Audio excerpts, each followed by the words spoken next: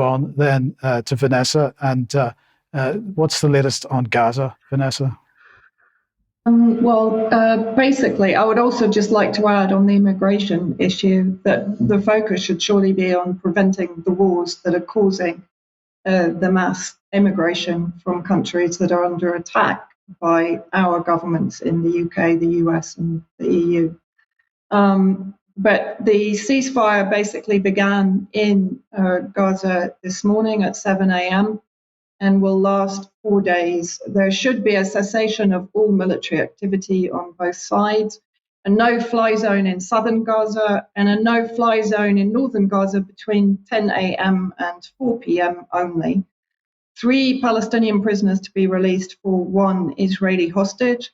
50 Israeli hostages, women and children under the age of 19, to be released. 200 aid trucks, including medical supplies, per day to all areas of Gaza. I just want to add that that's about 1/5 of the requirement on an ordinary day in Gaza, not after almost 2 months of bombardment by Israel and the ongoing conflict.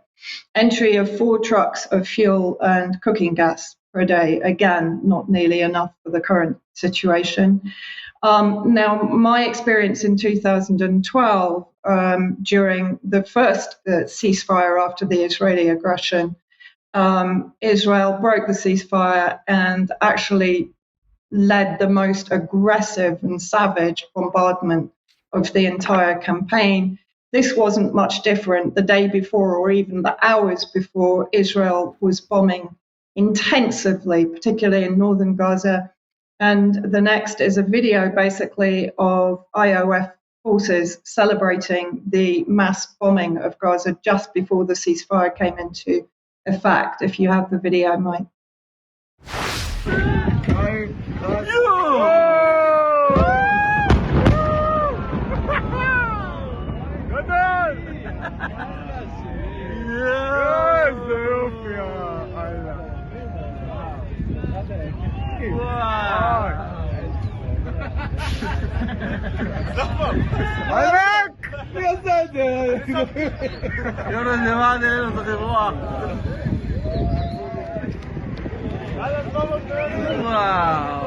واو يلا لمخونيون مطمارين.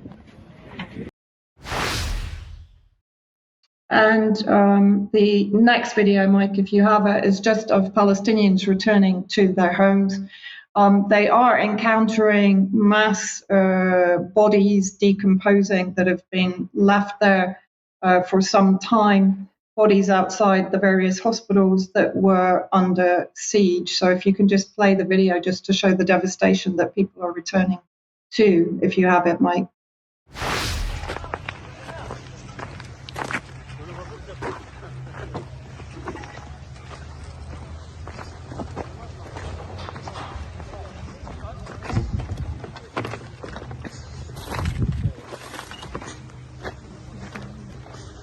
السلام عليكم. الله يسلمك. عافية.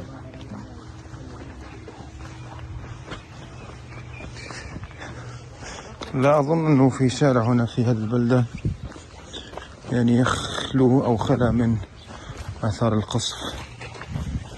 شاهدوا في الصورة.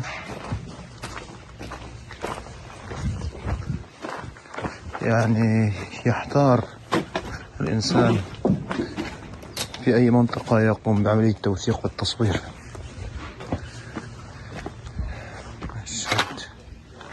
مشهد دمار كبير.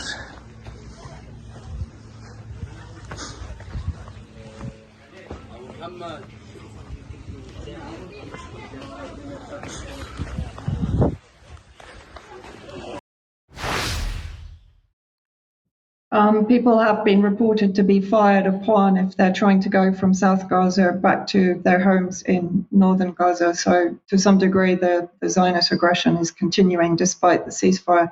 I just also wanted to draw attention to what a number of people are saying and what I've been saying since the 7th of October, that there is potential that there will be a false flag bombing in the West. I think probably in the US on a massive scale.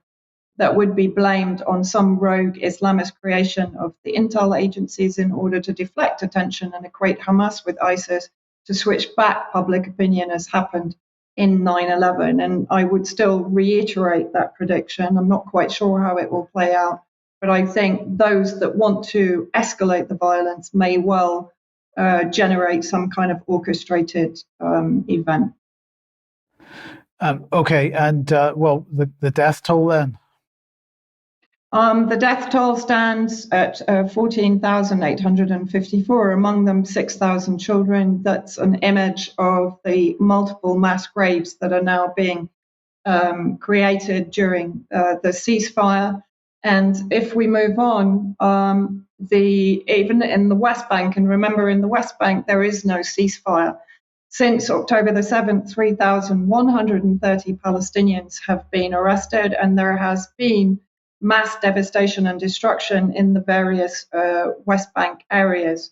And also, what I really wanted to draw attention to today is the deliberate targeting of journalists during this conflict.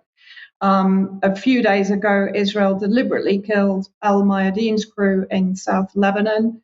If you can just move to the next slide, which gives their names. Farah Omar and cameraman Rabbi Memari were murdered earlier today in an Israeli airstrike on their location in southern Lebanon.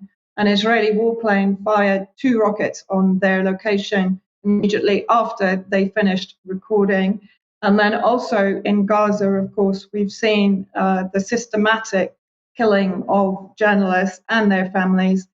So on this occasion, 2 days ago, they assassinated journalist Amal Zod and her entire family by bombing her family home. So it was reported early on Friday that Palestinian journalist Amal Zod and her entire family were killed in an Israeli shelling that targeted their home in Gaza. With the martyrdom of Zod, the number of journalists killed in the Gaza Strip since the start of the ongoing aggression has reached more than 63. So basically, journalists are being deliberately targeted as part of the Zionist policy aimed at obliterating facts and assassinating the truth. Which is quite interesting, because here's Neil Holland, who's the UK's ambassador to the OSCE, who was just saying yesterday, Mr. Chair, the wider picture for media freedom remains dismal. Journalists and other media workers face torture, extrajudicial killings, enforced disappearances, arbitrary detention, intimidation and harassment in many parts of the OSCE region. Now, did he mention Israel? Of course not. Because he went on to say, moreover, and too often states have criminalized journalism itself. At least 14 journalists have been killed in Russia's invasion of Ukraine. Russia continues to persecute dissenting voices in Ukrainian territory under its temporary control, as it has been doing in Crimea since 2014. So no mention in his speech about what's going on in Gaza at all. Well, the British embassy in Manila also very concerned about the safety of journalists. The UK is committed to ensuring that journalists are able to do their jobs without fear of retribution or fear for their lives. Find out more as the UK partners pledge support for journalists' safety in the Philippines. But again, no mention of Israel. So it seems that that journalist safety only applies in other parts of the world. Well, we may have a view on that. Thank you very much.